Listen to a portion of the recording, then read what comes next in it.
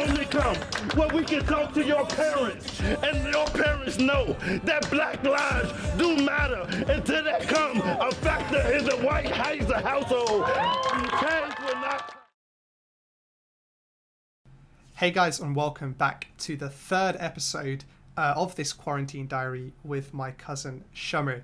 Now, 3 episodes in, I didn't think this is a subject that we'd be talking about, but here we are, and we've both spoken about it, and it's something that we're kind of passionate about in terms of talking about, raising awareness of it, as well as, you know, working with all of you guys, anyone watching this, and with our friends and family and the wider world that we live around, in terms of finding solutions to eradicate racism in any way, shape or form all around the world.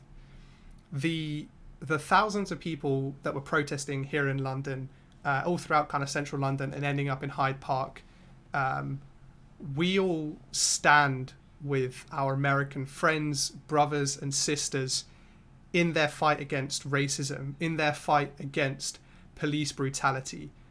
The stance that the protesters here in London are taking is not only with our American friends, though, it's about the racism that still exists here in the UK. Racism isn't an American issue. If anyone watching this here in the UK, maybe our friends and family watching this, who think that maybe, you know, this is just an issue at a distance, racism is still very much at home here in the UK. I know I've experienced it and been on the receiving end of it, and we'll speak to Shamir and hear about some of his experience as well. But it still exists here in this country. Be under no illusion. It very much exists here in the UK today on our doorstep. And the word systemic has been used in lots of media outlets, both, you know, official media as well as on social media.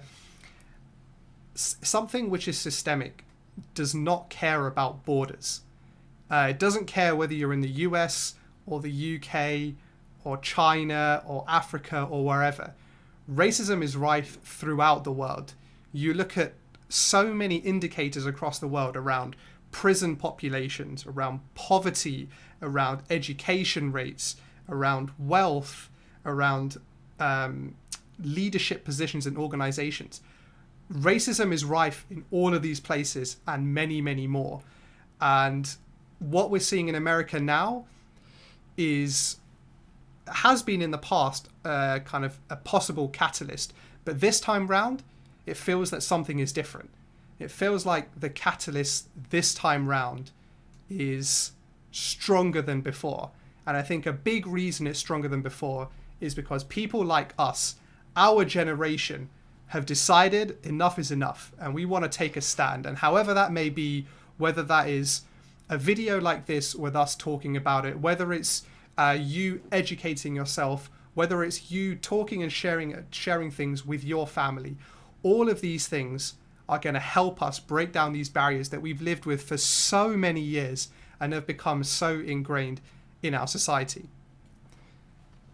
And one thing I finally want to say before we kind of just jump into discussing this is I want to take a second to realize how ridiculous and nonsensical the idea of racism is.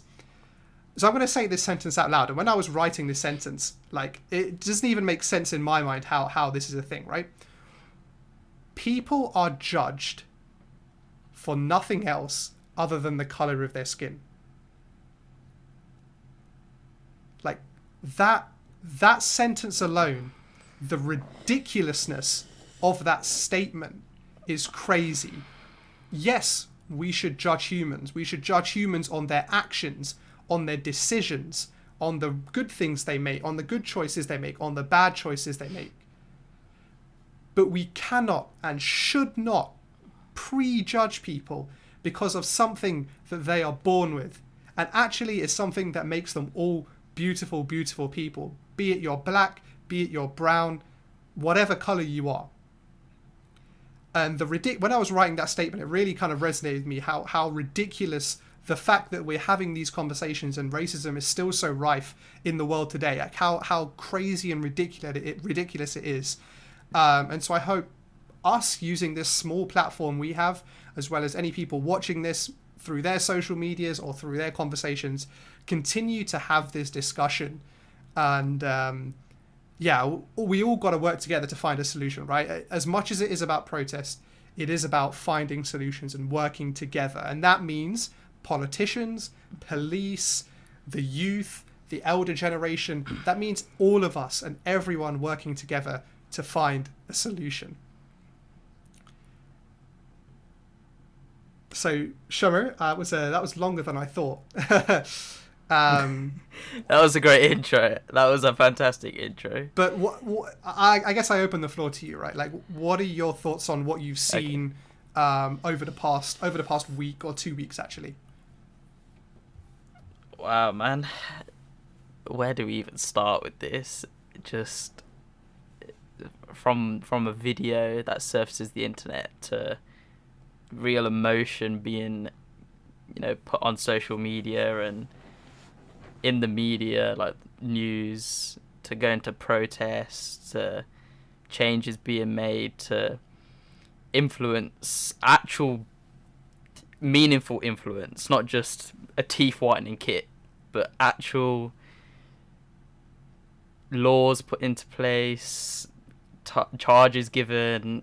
Wow, it's been a heavy week, and this is going to be a heavy topic. Yeah. So I think what are your thoughts on? So what we've seen a lot, in the past couple of weeks is about people talking about raising awareness, right, and using platforms to raise awareness. Right. And obviously this week we saw the whole kind of black square thing that was kind of on social media and stuff. What are your thoughts on those types of kind of things that in particular happen kind of on social media? Yeah, so my view on social media, influence, let's say, a lot of people probably viewed that as a trend. I remember when I first saw the black box, and I was like, okay, Kevin Hart's done it. This was as soon as I woke up. Kevin Hart's done it. Who else done it? Logan Paul and LeBron James. I was like, okay, cool. What's this? So you click on the hashtag, you find out, okay, a lot of people have done it. And you read more into it. You're like, okay, so essentially blocking out everything else on social media and allowing for the actual hashtag to matter. Let people have a rest, let people think over, let people educate themselves. And I think it did allow for that, because I did not see anything on social media but black squares.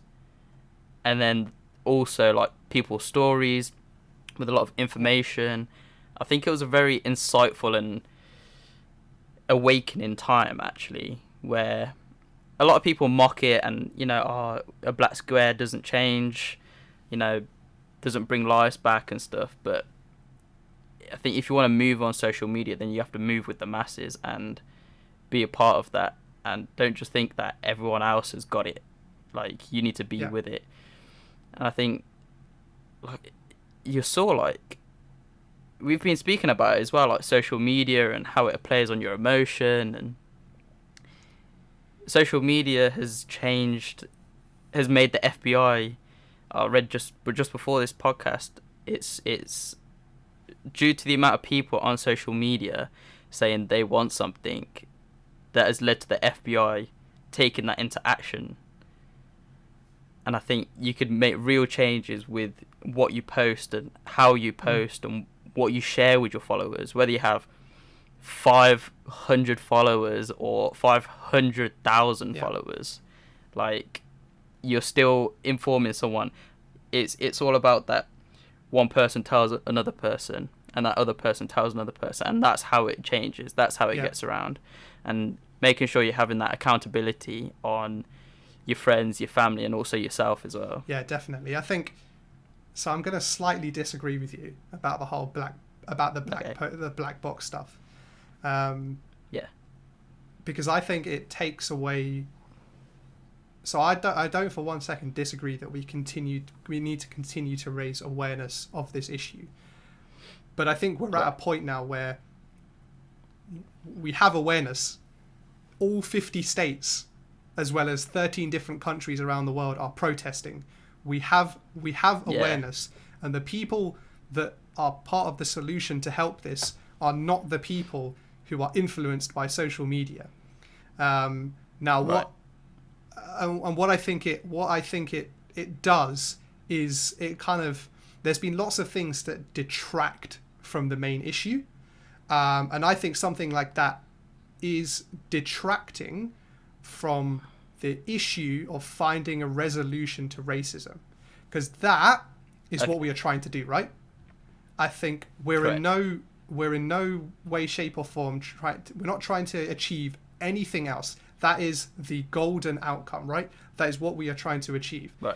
And so instead of making ourselves silent, which is how I felt the whole black box stuff kind of made it feel like, it stopped us having the conversation about what the solution is. Being quiet now is not the way to be. Now is the time to make the most noise, to have the most conversations, to talk to the most people, to have, you know, the talks with politicians, with police, with friends, with family. And I think that was kind of a bit of a distraction that actually people use to kind of maybe further a personal agenda, to show, you know, kind of, oh yeah, I'm part of this trend too, rather than actually, you know what, I've got something meaningful to say about this, and I want to be part of the solution. Posting a black square does not show me that you want to be part of the solution. Correct. And that's in fact why I didn't post a black square, but I had a black background with what it was. Let me just bring it up.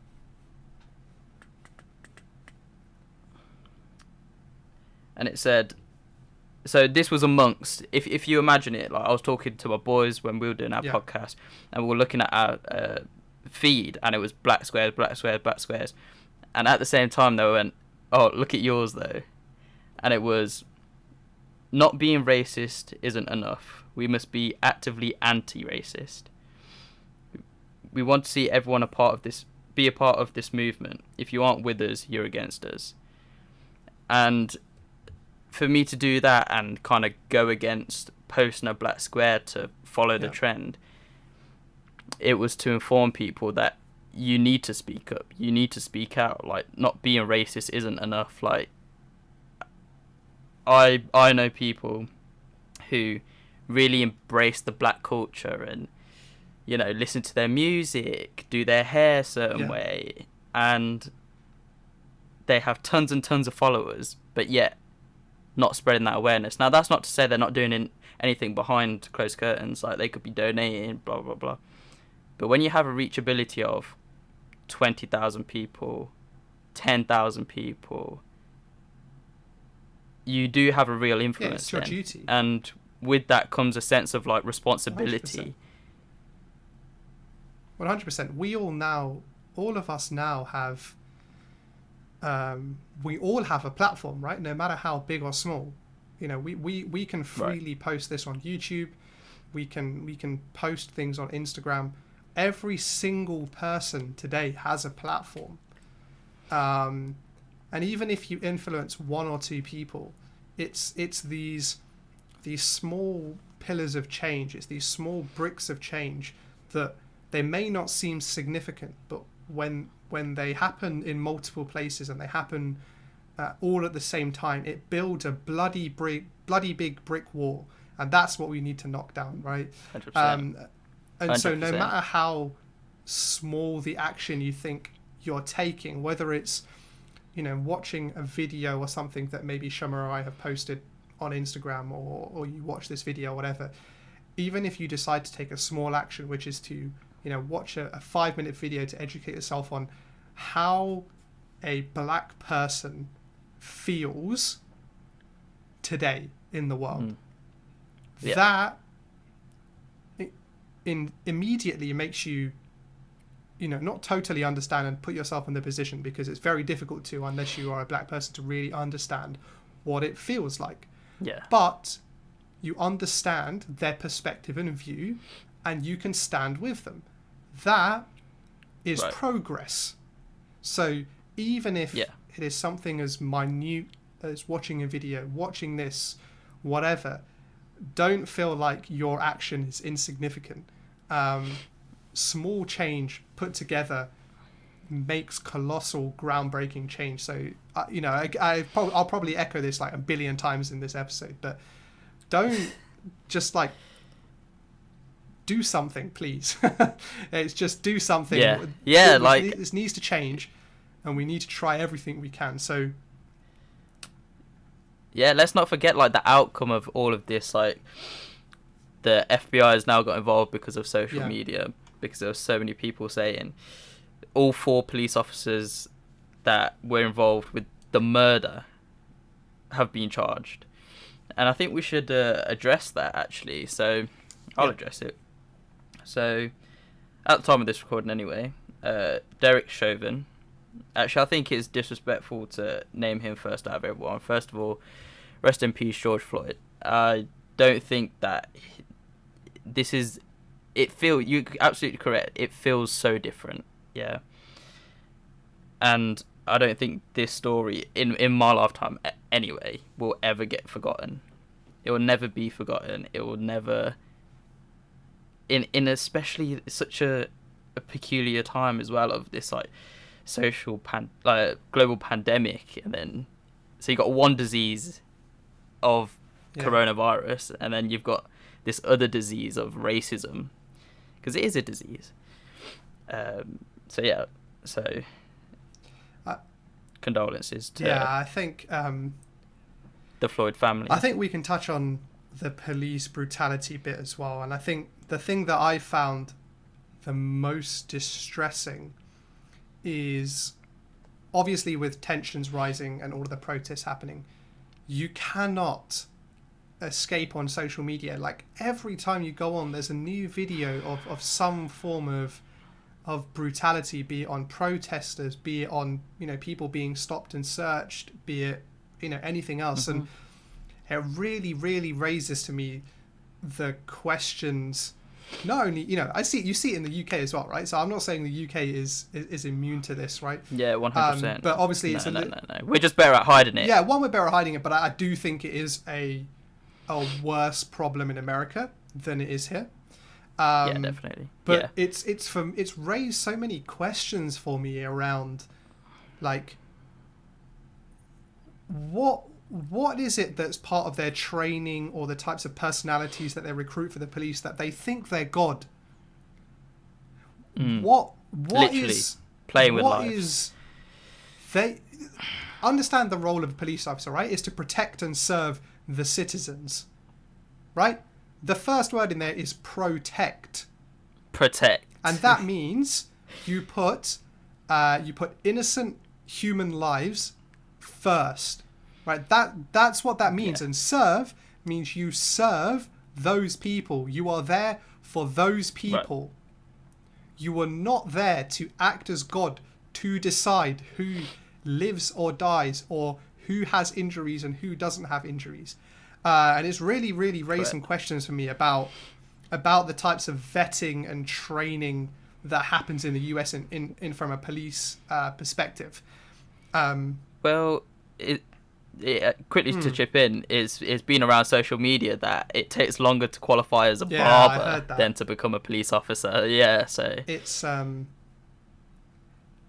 crazy, but so I think the training is one thing, but for me, the personality and the types of people who are police officers, and this is by no means this is a generalization, right? As is the case with many things, there are a small group of people who decide they're in control and take matters into their own hands with disregard for the institution they're working for, disregard for the country they're in, disregard for the people they're there to protect and serve. And what those people do is criminal, right? And we've seen that with the charges of those 4 officers. But Yeah. there are obviously also still a lot of very, very good police officers, men and women, who are 100% there to protect and serve citizens all around the world. But I think we shouldn't think of police all as kind of bad or all trying to push their own agenda. But it does really put some questions in my mind, at least, about, at a state level, a county level, things like that. Like, what kind of vetting do these guys do? It almost seems non-existent, the type of vetting they do, because there is no way, if you have a proper vetting process, that a lot of these people and their personalities would ever, be allowed to be serving police officers, let alone for however long some of these guys have been police officers for. So, yeah, I'm baffled, man. Yeah, well, I was gonna say, so at the time of this recording, so Derek Chauvin, the police officer with his knee on George Floyd's neck for 9 minutes. 9 minutes. I couldn't fathom. And he was charged with second-degree murder. And it was actually updated to second-degree murder. It was initially given as a third-degree murder charge. And the other 3 officers are facing charges with aiding and abetting second-degree murder whilst committing a felony, and with aiding and abetting a second-degree manslaughter. And both of those charges that were given have been categorised as unintentional felonies. Okay. So what is a second-degree murder? It's whoever causes the death of a human being without intent to affect the death of any person whilst committing or attempting to commit a felony offence other than criminal sexual conduct in the first or second degree with force or violence or a drive-by shooting. Someone found guilty faces a prison sentence of no more than 40 years. So that was given to Derek Chauvin. Now, that was a charge given. Whether that actually occurs and goes through, that's a different story. Thing. I don't know when the trial for that will be, but the trial and the conviction is going to get a lot of media hype. And I think if the problem really is deep rooted in America, like I think it is, I don't think the trial will be happening anytime soon. I think they will long it out, wait for the kind of focus that there is around everything right now to kind of die away a little bit before having the trial. Because if they go straight into a trial now, regardless of what the outcome is, I think it will be chaos.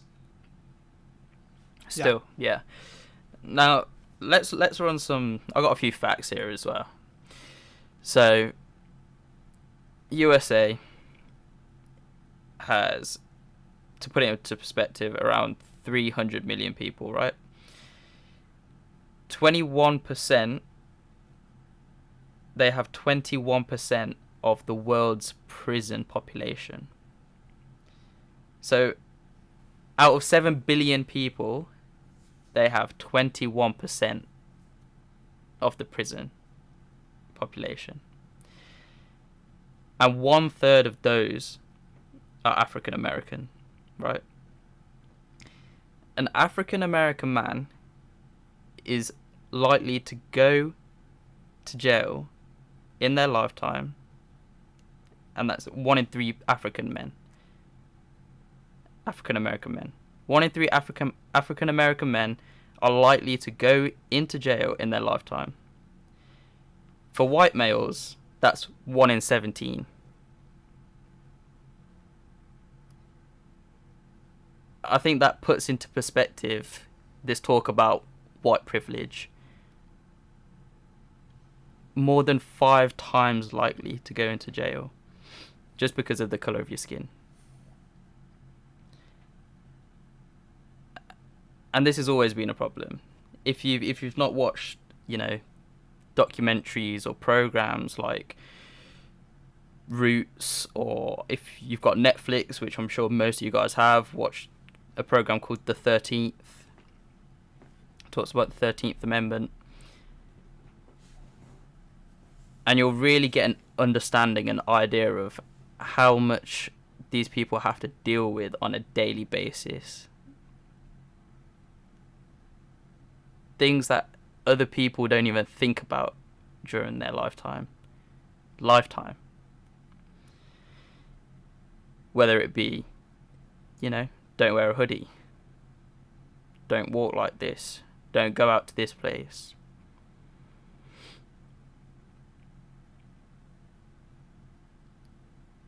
I really think that puts into perspective on how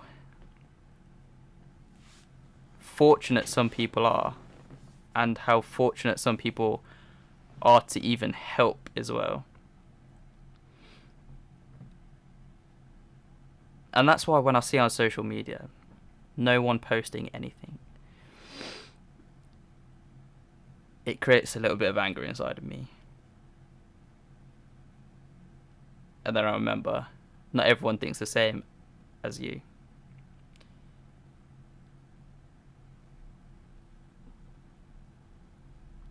Yeah. So I want to talk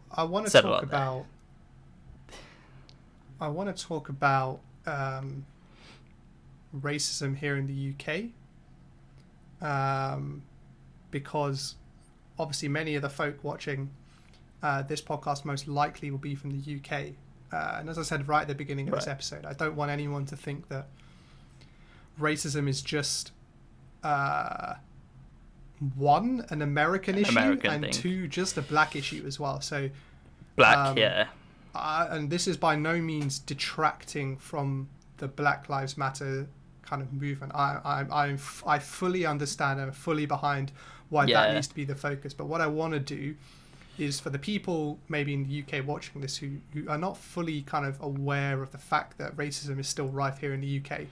I want to talk about a personal experience that I had with racism, and maybe Shamir, if you feel like you want to share something, go ahead as well. But can do, yep. I want to talk about two instances, and they're both were in the work environment. And I'm not going to say employers or anything like that, because that's not necessary to make the point. So one instance was I was at a work event talking to kind of senior people in large groups, kind of like a networking event. It was out and about in the sun on a really nice, like, kind of summer's afternoon, summer's evening. And we were talking about, for whatever reason, we were talking about kind of sun cream and stuff like that, right? And someone who was of a very senior grade, we were talking about it, and he went to me, Kieran, it's fine. It's calm. You don't need to worry about suntan. You're all cool, right? And at the time, me, like the other people that were there, we kind of just laughed it off as ha ha ha ha ha. He made a funny comment. And for me, like, over the course of this last week, reading about things and watching things, I kind of reflected on some of my own experiences, and that one really stuck out for me. And the reason it really stuck out for me was both myself, my other colleagues that were there, both white and of other races, we all laughed it off and moved on like it was nothing. We fully just accepted that comment. And I was guilty of it too, because I did as well. At that time when that happened, I didn't I didn't really worry about it or anything like that. And it was something that, particularly this week, thinking about it, I was like, you know what, that isn't right. Someone is even if it was not a malicious statement, it is someone making a judgment or a statement based on the color of my skin, not something I did or something I said or anything like that. Purely based on the color of my skin. Now that, if anyone watching is under any illusion, that is racism. It's making a judgment or a statement about a person solely on the color of their skin. That exists here. That exists here in the UK. It's on our doorsteps, and we can stand there alongside our kind of American friends and colleagues and peers. But don't ever think that it's not here, and that there is also an issue right here in the UK to solve as well. Yeah, like I saw a video on. Oh, sorry. I quickly saw a video on social media, how it was outside a shopping mall. I think Tesco or something. Supermarket. Sorry, it was outside Tesco, and police had handcuffed. There was 3 people in a group. 2 of them black, 1 of them white. They only handcuffed the 2 black people. It definitely does exist here. Like, open your eyes, go outside, and you'll see it. It just does. It definitely does. Sorry. Continue. Yeah, no, I completely agree with you. It does exist, and anyone under the illusion that it doesn't exist, I'm sorry, but you're wrong.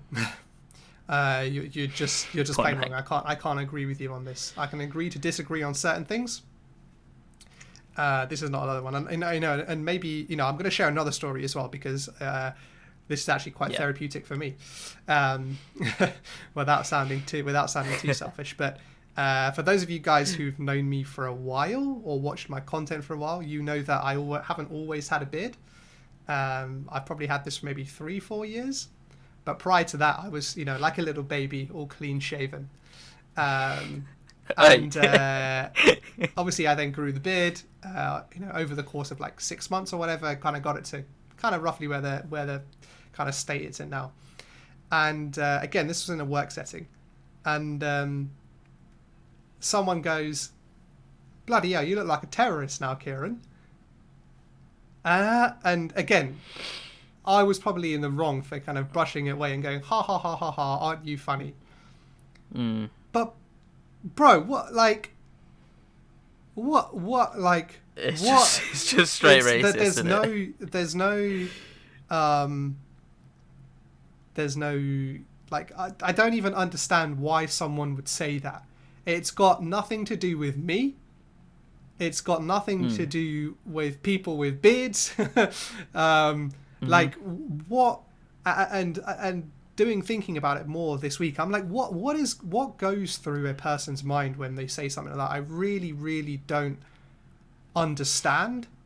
But it is those people that we need to educate the most, because as much as it is about kind of the people who understand the issue trying to raise awareness for it, it's as much as we got to meet people in the middle here. Because you've got, on one side, you've got people who understand the issue and really want to reform it. And on the other hand, you've got people who either don't accept the issue exists, or accept the issue exists and still kind of uses their privilege. Goes about that day. Yeah, uses their privilege. Yeah. So we have to pull those people in, and then we have to push stuff from the people who understand the awareness to meet in the middle to try and find a solution. And so I actually feel a little bit kind of sorry and empathetic for the people who come up with comments like that, because what's wrong up here, man? What's wrong up here that makes you feel that is the right thing to say? I don't have the answer for that, but it's something that I've definitely become more aware of it, and which is why I'm trying to be as vocal and proactive about the whole Black Lives Matter movement as I can now, because one, I kind of have this platform now, even if it's small, and I have this opportunity to do this, but 2, I don't know exactly what it feels like for them, but I can empathize based on my experiences. 100%. But yeah, I guess Shamir, I guess what is a big part of this, and I want to get your thoughts on, is the solution. right? Or what are the steps to a solution? What in your mind, I guess, based on what you've seen and read and heard, what do you think are kind of the steps that maybe we as individuals or kind of larger organizations can take to get to this goal that we need to get to? Yeah, so I feel like with all of this going on, actually, it's made me think about how I betray myself as well. Because, dude, we're all guilty of it. We're all guilty of laughing things off. We're all guilty of saying things as well. Yeah. And it's about that slippery slope, isn't it? Once they say something and you laugh it off, that's it. You've given them the gateway to say, oh, you know what, it's fine. You can call me this. You can say this about me. You can stereotype me in this way. And it's about shutting that off now. It's really about actually being switched on. And jokes always have something behind them. They always have a second agenda behind them. It's whether they want to release something that they want to say, which in most cases is racist, or it's they think it's okay to say that. And I think with looking back, actually, you like how you've said, being guilty of it, of laughing it off. I've done that so many times. I would even make jokes about myself just to get laughs. Yeah, because I'm predominantly around white people, and I know that kind of shock factor will get laughs. It will get it won't be so uncomfortable that it would be like weird, and it will be just enough that it's hilarious. So I think that puts an end to it. That's a solution for everyone. Man, even if you're white, you can still stereotype yourself and people can still be racist to you. Like, it's not just the colour thing. Yeah, you know what I mean? I understand what you're saying. It's drawing lines. It is really, really drawing lines now. And it's also about another solution is calling people out. People out. When they say something, you say something. Call them out. Make them feel uncomfortable. I don't care if it's your friend or your family or whoever. Call them out. Let them know that it's not okay. Because it's very easy to just be like, oh, like, it was a joke, blah, blah, blah, blah. No. Like... There's no jokes. There's no jokes when it comes to this stuff, right? And I think you're completely right. Yeah, because it carries through so much. And I even had to call myself out. You know me, we've talked about music. My favourite artists are mostly black, I got Jay-Z, Kanye West, like Drake, and these people like Kendrick and stuff, and they say the N-word. I mean, just listen to N-words in Paris. Like, how can you not go about singing that song without saying the N-word? Do you know what I mean? And I called myself out. And I was like, no. That also stops as well. Even if it's within your own four walls. 100%. It's because you then build the comfortability to say that. Yeah. And I think speaking up against any injustice, I think, you're absolutely correct. Everyone has a platform now. Everyone has, their social media. They've got TikTok that has thousands of views. They got YouTube that gets views. They got Instagram with followers. They got Facebook with friends and family. People have a platform to speak.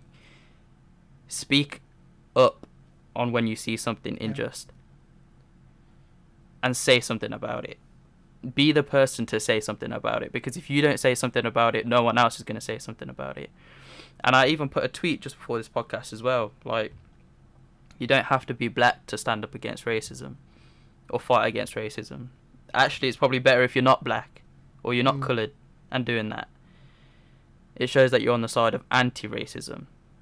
Being against racism. I think it's... So that's another solution. Yeah, I think it's so there's that saying often, right, with charitable giving, that charity starts at home. And I think it's the same here. Yeah. Change starts at home. It's calling out your friends, calling out your family, where they say things. Maybe it's even your elders, who often, kind of just are probably more likely to say it as well. Actually, and I'm not necessarily blaming them or anything. It's kind of just ignorance, right? It's kind of ignorance. Yeah. But educating them, calling them out, but not calling them out to criticize them, but calling them out to educate them. Definitely to help. 100%. I almost feel like we kind of should have like an amnesty where we go, look, right, guys, what we're going to do is, if there's any time that you feel like you've either been racist or there's been a racist incident, in your group of friends or your workplace or something, we got 1 week where there'll be no repercussions. No one's going to get mad. No one's going to, raise formal complaints or anything like that. But just get it all out. Yeah. Get it all out. Yeah. Maybe looking back on things, maybe you made a mistake, or looking back on things, maybe you didn't realize what you were saying. Maybe in hindsight, you didn't educate yourself enough and you said something, but actually you realized the severity of what you said. That kind of release may be really, really helpful. It would make a huge difference as well. And I think, as I said right kind of towards the beginning of this, right, like starting at home, it might be a small change. It might be kind of something small that really starts out. Maybe the way you say something or the way your parents talk about something or whatever. But it's those small changes that, when added up, make a big change. I think that's what we've all got to keep in mind as we try and all find a solution to this. But I think there's also kind of two other elements I feel in terms of solution, right? So for me, there's business and politics. So on a business side, for me, that is about companies kind of walking the walk, right? I've seen numerous posts this week on all sorts of social media and in the internet stuff about how companies are standing with their employees, standing against Black Lives Matter and all this type of stuff. Now, I'm not saying that's a bad thing. What I'm saying is your actions sometimes in the past have spoken very differently to how to what you're saying right now, right? I'm going to take the NFL as an example, right? It's not the only example, but it's the one that first came to mind, right?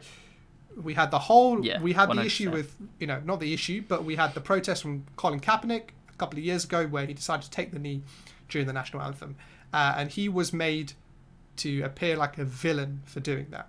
Not because he was there to protest a cause, using the platform he has to inspire a generation to get behind a movement to enforce and enact change. Not that he was vilified for disrespecting the country that gave him an opportunity to play the sport he loves and gave him kind of the life he has. He was made to be a villain for that, and he was ultimately forced out of the NFL and has subsequently, had a few trials here or there, but has almost been locked out of the NFL. Yeah. How can both the NFL and every single team stand there and say Black Lives Matter when their actions have so clearly stated the complete opposite?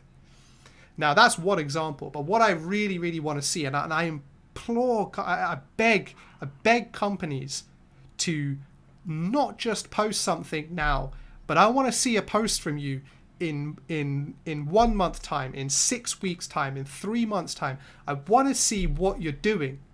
I don't want to see continuous support. I don't want to see that you stand alongside people, that you support other people. That is not going to solve the problem. Do you want to be? Do you really want to be part of the solution? Is my question, right? If you really do want to be part of the solution, then make sure you have task force within your company to start looking at solutions, and then you actually act on them, and then you actually report on them externally, be it in annual reports, be it on social media. Like, I come back to it. Do you just want to tick a box right, to show that you stand with this campaign, or do you actually want to be part of the solution? The PR stunt. Yeah. Do you really care about this? Do you really care about the Black lives in your organization? Because if you do, you will put in place the actions that really lead to change. And if, as I said, in more cases, if lots of organizations start doing that, it then builds up. You then create momentum, and it then becomes the norm. Yeah. It becomes the norm it becomes the blueprint for all organizations to follow. So I don't want to see, after this week, any more posts about we are, Black Lives Matter an organization, we have a BAME community, any of that rubbish. I want to see what actions you either have taken or are discussing about taking, and then I want you to show progress on those. That is what I want from the business community. The business community is incredibly powerful, and it has a lot of kind of influence in the world we live in. We all buy from companies, we all work for companies. Probably a bit too much influence. That's a whole different capitalism question, but they do, right? We have to accept the role that organizations and businesses have in the world today. They are a big part of the solution. They have to be a big part of the solution. Yeah. And I think some organizations realize that, and the organizations that realize that they would be nothing without society are the ones that kind of get it and do the things. The ones that think they're bigger than the companies that think they're bigger than people and that they're bigger than kind of the world around them. Those are the ones that will ultimately fail, because they will miss the boat on this. They will miss the boat on being part of change, and things will be forced on them in the future. And that's not a position any business 100%. Wants to be in, right? But I think that the other kind of part of the solution that I want to talk about, we haven't really talked about too much, and I'm not really going to talk too much about it because I'm not the most versed in it, but it's about the kind of politics and politicians side of this. Right. They are arguably the biggest change makers in all of this. Politicians, both here in the UK, in the US, be it from your local MP all the way up to your Prime Minister or President, these are the people that can actually put pen to paper, make decisions that actually change the world we live in. Yeah. The reason they're elected they're elected and have to go through so many hurdles to get to the positions they're in is because they then in the positions they're in now, they have the power to do those things. Which is why it's super important to make sure that every single one of us gets our opportunity to get our voice and opinion heard through that person we elect. So making sure that you go and vote for your local MP if you're here in the UK, going out and making sure you're voting for like councillors, not just in the general election or kind of losing faith with politics, because those are the guys that hold the pen in all of this, right? Don't forget that. So they 100%. they can be a huge ally to helping us achieve this kind of golden outcome that we've talked about. So I kind of say to everyone, and even myself, I need to understand politics more, and I want to understand politics better, because it is a key to not only this issue that we're trying to solve, but so many other issues. And politics, and by voting, it's a way for you to get your voice heard when that pen goes on the paper. Which is why I think there's 3 levels of solution. There's the first one, which you mentioned and you explained really, really well, which was about the individual level. But for me, there's the organizational and political level as well. And all of those things together are the things that, for me, put us on the path to kind of where we want to be. Yeah, and I think people listen to this don't think that governments stop racism. No, like you stop it. Yeah. There's no law to say that you cannot dislike this person.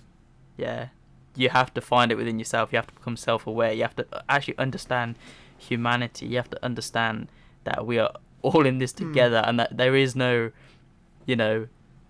my agenda, your agenda. it's a collective, and if you think about it, if we just work together, so many more things get done.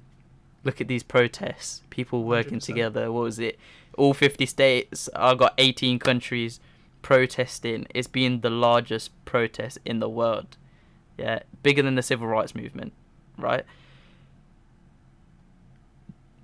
Be a part of this. Do you want to look back and your kids are like, "Mummy, Daddy, what did you do?" Yeah. And you were like, "Oh, I was looking at some sneakers, or I was looking at some Fortnite game."